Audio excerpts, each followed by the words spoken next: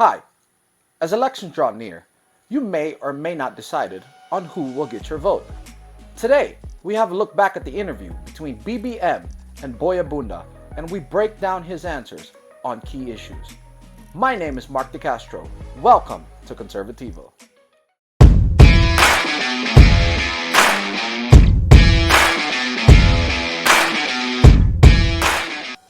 So guys, one thing that cannot be understated in the Philippines is the importance, the economic importance of OFWs and balikbayans and the amount of money and gifts and things that they send home to support their families.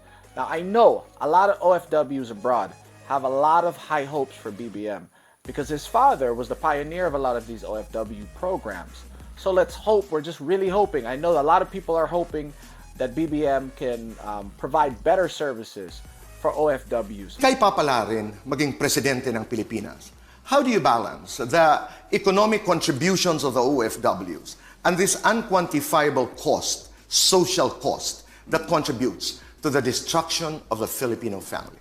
So first, let's just acknowledge what a great question this was from Boy Abunda, and even BBM recognized it himself. There is a big problem right now in terms of OFWs going abroad. And yeah, they make a lot of money abroad. They do very well abroad. But a lot of times, you know, they leave their family here. You have single mothers raising multiple kids here. Sometimes, you know, adultery happens. So there's a lot of things with OFWs aside from money that we really have to consider. It can't just be about higher salaries all the time. We have to make sure that our Filipino families are not falling apart. So this is a great question by Boy Abunda, and let's see how BBM tackles this.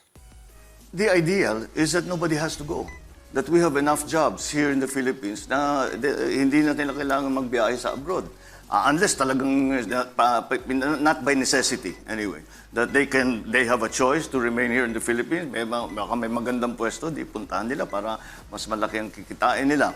But we have to give them access. The ideal is to bring them all home if they want to come home.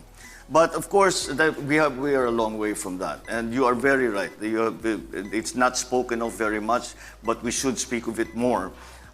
Because there is a tear in the social fabric pagka matagal na nawawala ang OFW and with all the problems that it brings. So it boils down to jobs. It boils down to jobs here in the Philippines. And the only way to bring those people home, to bring our workers home, is to provide them with jobs. The 700,000 or so that have been repatriated from other countries, they left the Philippines because they could not find jobs. Now, we have to find them jobs here in the Philippines. And so, patong-patong talaga ang naging problema dahil dito sa COVID.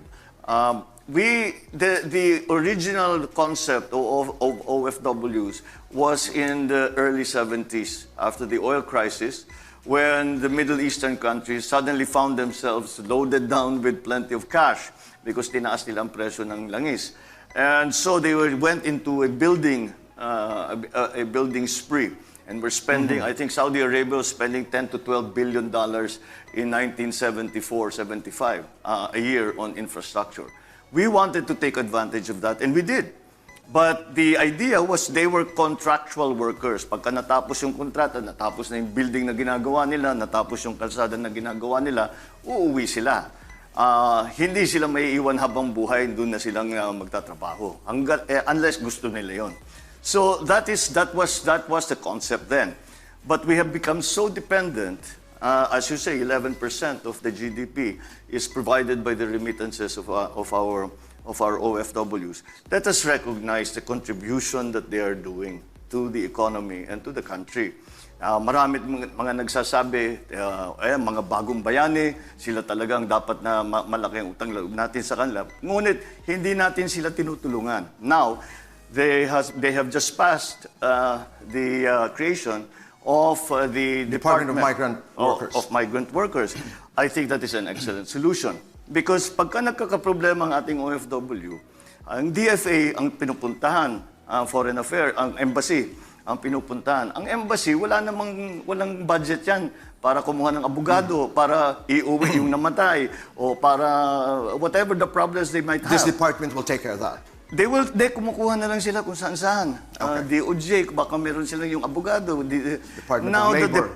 Now the Department of OFW will institutionalize that. So You are for the creation of this. Absolutely. Well, it had been created. So a lot of Filipinos, especially abroad, especially in the Middle East, have publicly said that if there is a 20 to 30% salary difference between what they can get in the Middle East and what they can get in the Philippines, that they would gladly they'd rather work in the Philippines, even if the sweldo was maybe 30% lower or 40% lower, but obviously it can't be like 80 to 90% lower. Puntahan ko lamang, Senador, yung Bagong Bayani because, I have had conversations with teachers. Kasi pag tinatawag nating Bagong Bayani, tama naman talaga, mga bayani naman talaga sila. But somehow, it normalizes the risks of working abroad. Parang, when you say, oy, Bagong Bayani, ang mga OFWs, totoo. But it normalizes and it also negates, it also denies the very reason why they went abroad. Yes. Tama ho kayo doon, ha? Wala namang trabaho kasing maibigay dito. So, ano ho ang inyong, again, it's that balance that I'm trying to say, na Bagong Bayani ka nga, pero napakadelikado naman ng trabaho, karamihan at least, no? Well, we have to grow the economy well enough so that we can say you have a choice. Kung nais ninyong magtrabaho sa labas, at kung dito sa Pilipinas, o kung gusto niyo sa Pilipinas, may trabaho naman dito. Pero pakiulit lang, Senador, tama ba ang aking pagkaunawa that the ideal for you is that walang aalis sa bansa na naghahanap ng trabaho? Not by necessity. Not by necessity. Not by necessity. Sasabihin na, may trabaho dito, pero may nakita akong mas maganda, 6 months muna It's yung a kontrata. choice. It's a choice that they must have a choice. These people that have left have no choice because they could not find jobs here in the Philippines. He talks about the differences between incomes.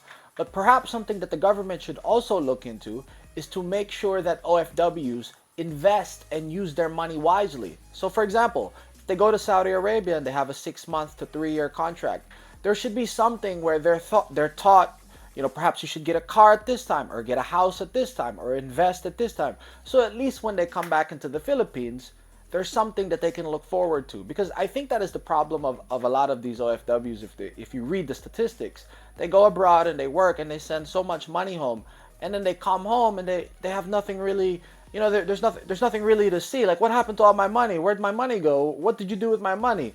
So perhaps there should also be something, an institution or a training course where OFWs are also taught or shared on how to better invest their money, so when they come home to the Philippines, they're better situated than they were before, and they can actually see the fruits of their labor, so to speak.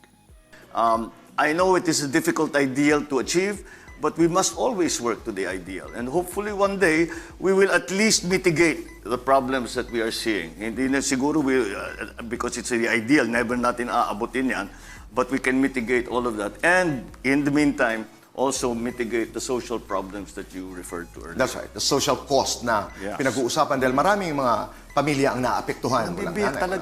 Hi guys. So that was a very good answer to a very, very difficult and important question that Boy Abunda asked BBM about OFWs, about the income of the OFWs, but also about the social fabric of the OFW family. The most interesting thing about OFWs that a lot of people are really not talking about is the destruction of the Filipino family due to the fact that the father is not home. The answer to this, as BBM is saying, is to bring them back home by providing more livelihood opportunities in the Philippines. It's very, very interesting to see what BBM is going to do. He obviously, the OFW obviously has a very special place in his heart. Let's just hope, because he keeps talking about jobs, jobs, jobs to bring them home, but it remains to see if he can do that. Let's see if he becomes president, what his plans are and how he plans to really get these OFWs to come back to the Philippines and give them livelihood programs that can at least rival what they can make in places like Saudi, in places like Dubai, in places like the United States. So, but that's just what we think. What do you think? Let us know, comment below, like and subscribe to our channel. Thank you, and God bless.